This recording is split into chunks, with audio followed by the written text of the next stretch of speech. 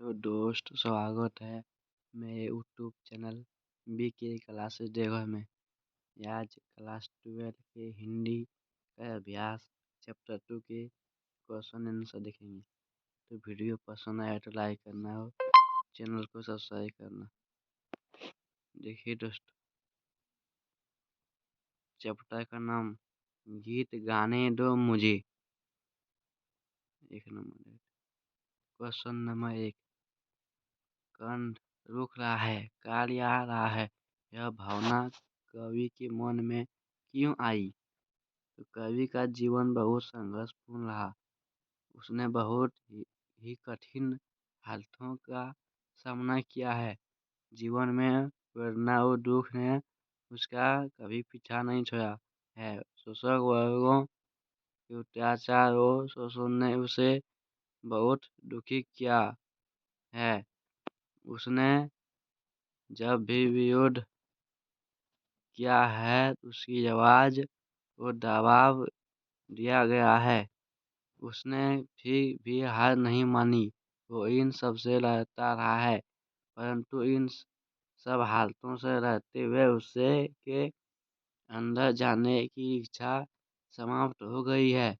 वह मरणासन स्थिति में पहुंच गया है और उसे प्रतीत हो रहा है कि उसका कंठ अब कुछ कहने में समर्थ नहीं है तथा उसकी मृत्यु समीप ही है। तो क्वेश्चन नंबर 1 हुआ। क्वेश्चन नंबर 2 देखते हैं। ठग ठहकों से कवि का संकेत किसकी ओर है? इसका आंसर देखते हैं। कवि ठग ठाकुरों शब्द कहकर समाज में विपात धोखेबाज लोगों की ओर संकेत कर रहा है। उसके अनुसार इस प्रकार के लोग समाज में फैले हुए हैं। इनका निशाना गरीब, किसान और मजदूर वर्ग है। ये उनका लगातार शोषण करते हैं और उनका जीवन नरकी बनाए हुए हैं। ये सामंती वर्ग के प्रतिनिधि हैं जिनका उद्देश्य किसानों को और मजदूरों का खून चूसना है। क्वेश्चन नंबर 3 देखते। जल उठो फिर सींचने को, इस पंक्तियों का भाव स्वतः स्पष्ट कीजिए। आंसर, यह पंक्ति निराशा और दुख से उभरने की प्रेरणा देती है। कवि के अनुसार मनुष्य को निराशा और दुख से उभरने के लिए एक बार फिर प्रयत्नशील होना चाहिए।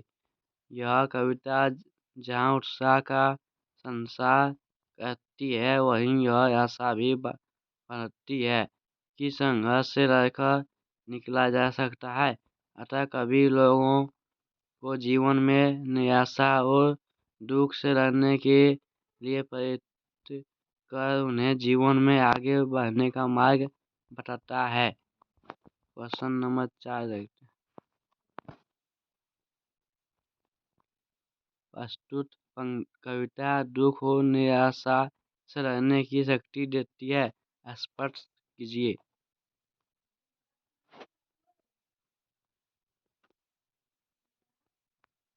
प्रस्तुत कविता पढ़ने पर प्रेरणा का भाव संरक्षित होता है। कवि के अनुसार आज का समय दुख और निराशा से युक्त है। जीवन कठिन और संघर्षपूर्ण हो गया है, जिसके लिए आवश्यक है कि मनुष्य संघर्ष के लिए तत्पर हो जाए। संघर्ष ही ऐसा मार्ग है जिसका हाथ पकड़कर कठिन समय से बाहर निकला जा सकता है। अब चलते हैं सरोज समेटी। क्वेश्चन नंबर 1, सरोज ने नव वधू रूप का वर्णन अपने शब्दों में कीजिए। आंसर देख।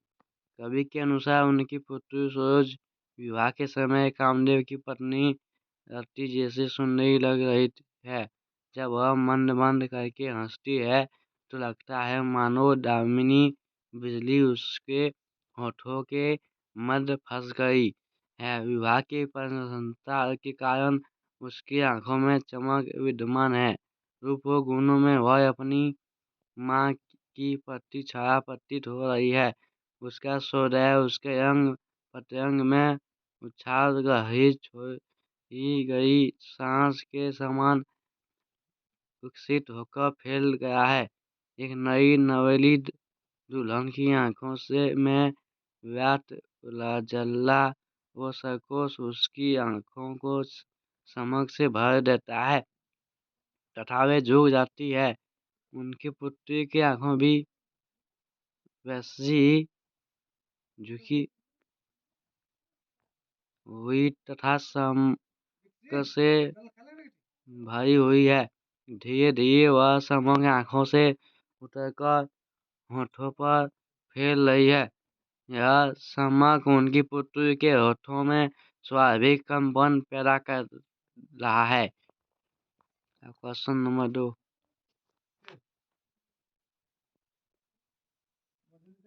Question number 2। Question number 2। कभी वो अपनी वर्गीय पत्नी की याद क्यों आई? तो आंसर देखते हैं। कवि द्वारा अपनी पुत्री को विवाह के शुभ अवसर पर नववधू के रूप में देखा अपनी स्वर्गीय पत्नी का स्मरण हो गया। दुल्हन के कपड़े में उनकी पुत्री बहुत सुंदर प्रतीत हो रही है। उसके अंदर अपनी माँ की झलक दिखाई देती है। ये अपनी पत्नी के साथ मिलकर गई गाई कई कविताएं उन्हें अपनी पुत्री सरोज के रूप में साकार देती दिखती है। वह सरोज को देखकर भाव विभोर हो जाता है और उसे लगता है कि यह मानो उसकी पत्नी सरोज का रूप धारण कर सामने खड़ी हो। पुत्री और विवाह के समय शिक्षा देने समय भी कवि को अपनी पत्नी का संपन्न हो आता है। माँ विवाह के समय पुत्र को उसके सुखी गृहस्थ जीवन के लिए शिक्षा देती है, परंतु पत्नी की अनुपस्थिति में कवि को यह कार्य करना पड़ता है। ऐसे महत्वपूर्ण समय में पत्नी का अभाव उसे उसकी याद दिला देती है। अब क्वेश्चन नंबर 3 देखते हैं। आकाश बदल कर बना मही में आकाश और मही शब्द किसकी ओर संकेत करते हैं? इसका आंसर देखते हैं। ये शब्द कवि की श्रृंगार से पूर्ण कल्पनाओं तथा उसकी पुत्री सरोज की ओर संकेत करते हैं। कवि के अनुसार वह अपनी कविताओं में श्रृंगार भाव से युक्त कल्पनाएं किया करता था। जब उसने नववधू के रूप में अपनी पुत्री को देखा तो उसे लगा जैसी उसकी पुत्री के सौंदर्य में वह कल्पनाएं साकार हो गई है। वो धरती पर उतर आई है अथवा आकाश को वह श्रृंगार भाव से युक्त कल्पनाएं तथा मही के रूप में अपनी पुत्री सरोज की ओर संकेत करता है। क्वेश्चन नंबर 4 देखते। सरोज का विवाह अन्य विवाहों से किस प्रकार विभिन्न था? आंसर देखिए। सरोज का विवाह अन्य विवाहों की तरह चमक दमक शोर शराबे से रहित था। सरोज का विवाह बहुत सादे तरीके से हुआ था। इस विवाह में संपर्क रिश्तेदारों मित्रों तथा पड़ोसियों को नहीं बुलाया गया था, बल्कि यह परिवार के कुछ लोगों के मध्य ही संपन्न हुआ था। इसमें संगीत तथा मेहंदी जैसी रस्मों का अभाव था। किसी ने विवाह के गीत नहीं गाए, न ही लोगों का धंधा लगा था। बस चारों तरफ शांति विराजमान थी। यह विवाह इसी शांति के मध्य हुआ था। माँ के अभाव में कवि ने ही माँ की जिम्मेदारी ने निभाया तथा उसे कुल संबंधी नसीहतें दी। Question number 5। संकुलता के प्रसंग में माध्यम से कवि क्या संकेत करना चाहता है? आंसर देखते। संकुलता कालिदास की एक पात्र है, जिनके कवि कालिदास की कृति अभिज्ञान शाकुंतलम को लोगों के हृदय में सदा के लिए अमर कर दिया। तो दोस्तों इतना को पढ़ेंगे तो वीडियो बहुत लंबा हो जाएगा, तो आप लोग पढ़ लीजिएगा। 6 नंबर देखते। वह आता वहीं की जहाँ कली टू खिली पंक्तियों के द्वारा किस प्रसंग को उद्घाटित किया गया है? तो कवि निराला जी इस पंक्तियों के मध्य सरोज के लालन पालन के प्रसंग को उद्घाटित करते। उनकी पत्नी मोनिहारी जी के निधन के बाद उनकी पुत्री का लालन पालन उनके नाना नानी के द्वारा किया गया था। पहले मोनिहारी लता रूप में वहाँ विकसित, अर्थात मोनिहारी का जन्म वहाँ हुआ। वह अपने माता पिता देख देख में बड़ी हुई। लता जब बड़ी हुई तब तुम उस लता में कली के समान लिखी, अर्थात मोनिहारी जी की संतान के रूप में सरोज ने जन्म लिया। परंतु माँ की अकस्मात मृत्यु के बाद नाना नानी की देखरेख में व्यवस्था को उपार्जित होकर एक रोटी बनी। नाना नानी के पास ही तुम्हारा समाप्त बाल्यकाल बीता तथा वहीं तुमने युवावस्था में प्रवेश किया था। अब दोस्तों 7वां नंबर देखिए। कवि ने अपनी पुत्री का त्याग किस प्रकार किया? तो वही बात है दोस्तों, कवि अपनी पुत्री सरोज से बहुत प्रेम करता था। वह चाहता है कि मृत्यु के बाद उसका समय कष्टपूर्ण न बीते।